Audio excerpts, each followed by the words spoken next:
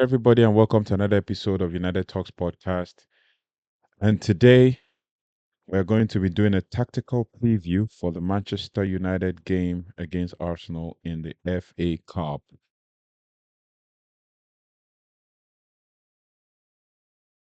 at the Emirates Stadium. So most probably this is going to be a very tough game, and I have tagged it corner kicks versus um style of play or play style, as the case may be. But I'd like to thank you all for liking, sharing, and subscribing, and for following through with us as we journey through this process of building a community together. Please don't forget to like, share, and subscribe as we go through together and build a community and then enjoy talking football together. Now, today we're going to be, talking based on the fact that Manchester United prepares to take on Arsenal in the third round of the Emirates FA Cup. Fans are bracing themselves for a tactical battle that could define the early stages of this year's tournament. Now, this preview will basically delve into how the two teams are likely to approach the game and what Manchester United can do to come out on top at the Emirates Stadium. This seems to be more like a revenge game, considering how the game panned out the last time we played in the Premier League against Arsenal, where we lost basically 2-0 to two set pieces. So, for Arsenal's tactical approach, under Mikel Arteta, Arsenal have developed a dynamic possession-based style that relies heavily on structured build-up play and defensive discipline. Here are some of the key facts of their gameplay. Basically, with regards to build-up play, they employ a versatile system during the build-up phases, and in this slow build-up, we use a 1-4-2-4 shape. With the fullbacks, often Zinchenko or Calafiori or during Timber, inverting into midfield to create passing lanes and enable quick transitions. Now, this tactic ensures Arsenal maintains control in central areas while providing defensive coverage against counterattacks. Now, in high build-up phases, Arsenal morphs into a 1-3-2-2-3 formation, leveraging on the box midfield to dominate possession and create numerical advantage. Um, Rotations such as centre back stepping into midfield keep the structure unpredictable and adaptable. With attacking prowess, Arsenal often exploits half spaces through underlapping and overlapping runs which is a key weapon for them. Now, their wingers often invert to pull defenders out of position, creating overloads that allow for high quality scoring opportunities. They also commit multiple players into the box, forcing defensive disarray and capitalizing on loose balls. And with their defensive strategies, they are often relentless in their passing game. In man-to-man high press ensures opponents struggle to play out from the back while a compact 1-4-4-2 low block denies um, the opponents space in deeper areas during transitions. And also, their central positioning enables quick recovery and sustained pressure during transitions. With regards to set pieces, their creative corner routines often targeting the back post and are a consistent threat. Now, their aerial strength and clever movement makes defending set pieces a significant challenge. Now, with Manchester United's game plan, Ruben Amorim will need to craft a tactical masterclass to exploit Arsenal's vulnerability and to advance to the next round. Now, here's how United can approach the game. With regards to defensive discipline, with key players like Victor Lindelof and Luke Shaw unavailable, United's defensive line must remain compact and disciplined. Altebender's inclusion in the goal adds an element of unpredictability, and his performance will be crucial in handling Arsenal's fluid attacking movement. With regards to counter-attacking threats, Amad Diallo's creative spark and pace make him a vital weapon in transitions, and Amorim should emphasize exploiting Arsenal's high defensive line by using Diallo's ability to drift into space and create overloads. Now, basically, quick ball progression through Bruno Fernandes and Manuel Ugarte could create opportunities to catch Arsenal off guard. With regards to midfield battles, the inclusion of Kobe Mainoo brings game control, tactical awareness, and composure to United's midfield. This has been evident also in the game at Liverpool. Now, the absence of Bukayo Saka for Arsenal gives United an edge in the wide areas by pressing high and disrupting Arsenal's build-up play through central zones. Now, United can force turnovers and launch swift counterattacks, but the midfield trio of Ugarte, Fernandez, and Menu must also monitor Arsenal's inverted fullback and deny them time on the ball. With regards to set piece, while Arsenal excels in corners, as always, United can turn their tables by utilizing their own aerial threats, such as Harry Maguire and possibly um, Rasmus Højlund during the set piece deliveries. Deliveries from Fernandez will be crucial. Also, from Ahmad will be crucial in creating scoring chances.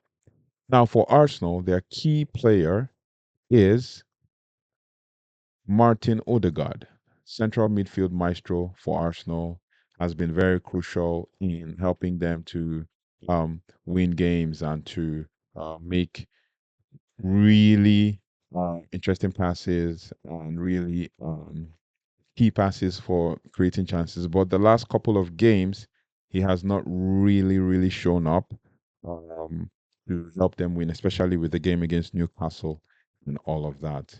With regards to form, Arsenal have not really been, especially they lost their first game in 14 games at the Emirates, and since then it's been super interesting how far they have progressed um, with the games, especially in the FA Cup and all of that, being the first game in the FA Cup. So basically, in the last 5 games, Arsenal have drawn one, lost one, and won three. The last 2 games being the game against Brighton, where they drew 1-1, and the game against Newcastle, where they lost 2-0 in the first leg of the the Carabao Cup. And then with Manchester United, when it comes to form, um, we've in the last 5 games, we've drawn one and lost four. So, and one of the games being the 2-0 loss to Newcastle, 2-0 loss to um, Wolves, and 3-0 loss to Bournemouth, and 4-3 loss to Tottenham Hotspurs. So basically, there is um, a chance that Manchester United could have found a resurgence to win this game. Um, so it is what it is, right? And we've not, like, Arsenal and Manchester United have not drawn any of their last 9 matches against each other. So it is very important. And then with regards to head, the last couple of games, Manchester United haven't won. Lost to Arsenal 2-0, as I mentioned earlier, in the Taylor Clue set pieces. And then in the friendly game, lost 2-1 to Arsenal. And the game before that in May, we lost 1-0 to Arsenal. And in September, we lost 3-1 to Arsenal. The last time Manchester United beat Arsenal um, is 4th of September 2022, where we beat Arsenal 3-1 in the Premier League. And since then, it's been Arsenal all the way, except for a club friendly where Manchester United beat Arsenal 2-0 in penalty on the 22nd of July 2023. So,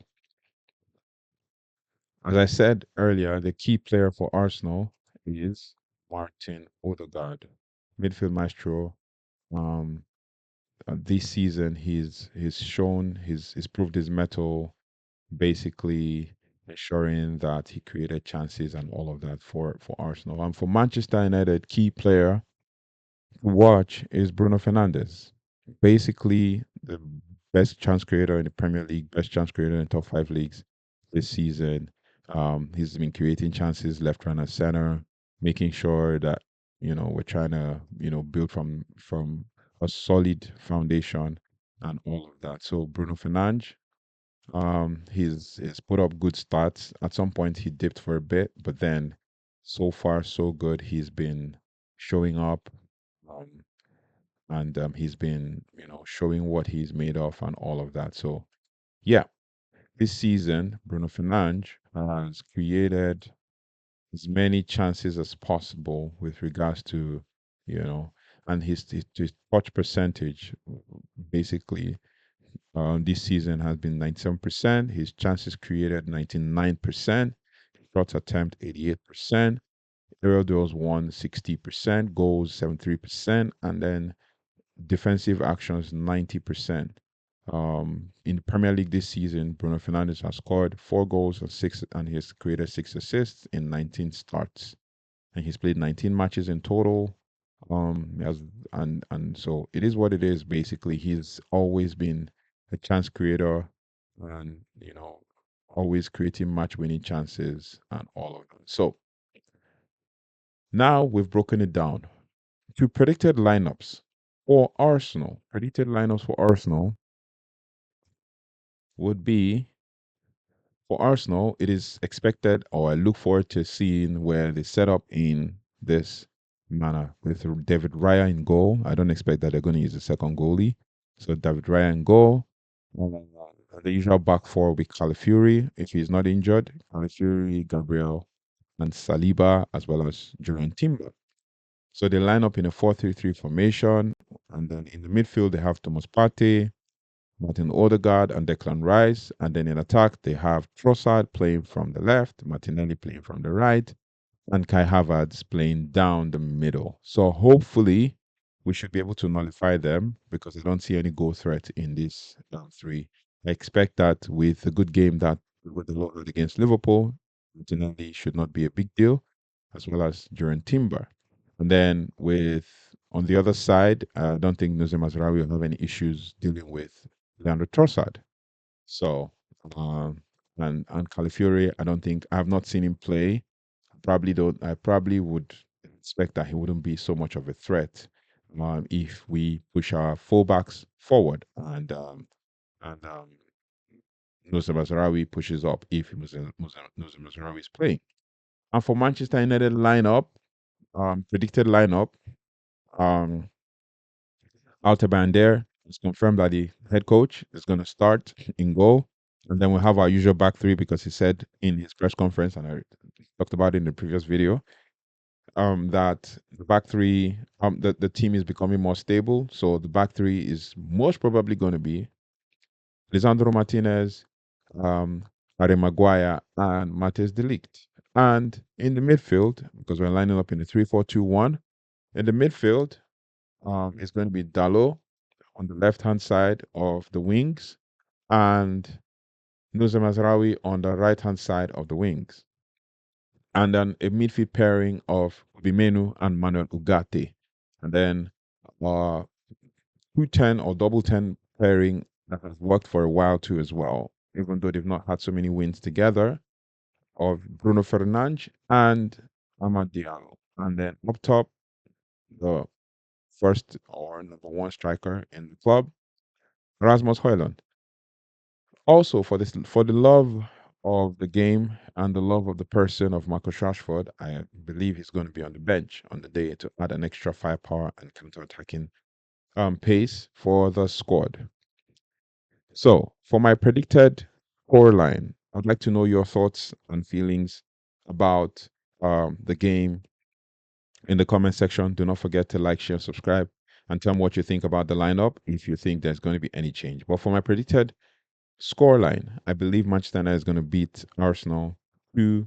And this is how I think the game is going to go. Arsenal is going to score first, Manchester United is going to wake up and score 1-1, and then Arsenal is going to capitulate, and then we're going to score 2-1. I'm predicting that because Arsenal are corner kick merchants, it's expected that they are going to score another corner. But this is how I also think that Manchester United can defend the corner, just as Ipswich did, and just as Newcastle did as well. First, Alter needs to control or needs to control the box and take control of, claiming the ball off the air. Second, those six players that go to the back post, when they're either six or five, I usually see six. Those six players that go to the back post, send five players to block all of them, because there's definitely going to be one player who's going to hang back when either four or five run in to cause chaos. Send at least three or four players to go there and block them out. That is the only way you can stop Arsenal from trying to make, because once you do that, first corner, second corner, because the wingers are going to try to run down the line to win corners. First corner, second corner, you block them, they're going to change tactics. Ipswich did it, Newcastle did it, and they changed their corner tactics. And because they only know that style of scoring through corners, and Newcastle and Ipswich disrupted them, it was very evident that they didn't know what next to do to try to score from corners. So it is what they usually do. Let me just tell, if for anybody who is watching, I don't believe Ruben Amorim will see my video, but for anybody who is watching, if Ruben Amorim mistakenly sees the video, or one of the set piece coaches sees this video, block those runners from the back post. That's number one. Because what they do is they come, and then when they run, they disrupt the defense. Even if you're playing zonal marking, they disrupt the defense, and then they nudge the goalie. And once they nudge the goalie, either from the front or from the back, he's disoriented, and somebody else that hangs back either nods the ball back to the player that's open, or nods the ball, or becomes the last person who gets a free header, or Gabriel, who comes in late, like comes in from the outside, heads the ball into the post. Gabriel or Saliba. So it is very important that these are well noted and documented, and we will see that we can stop them from time to time. So it's very important that the head coach and the set piece coaches would take responsibility and observe what is going on and deal with this. So that's my thought on the game, and I believe that Manchester United is going to win 2-1. Take care. Goodbye. God bless, and I'll see you after the game.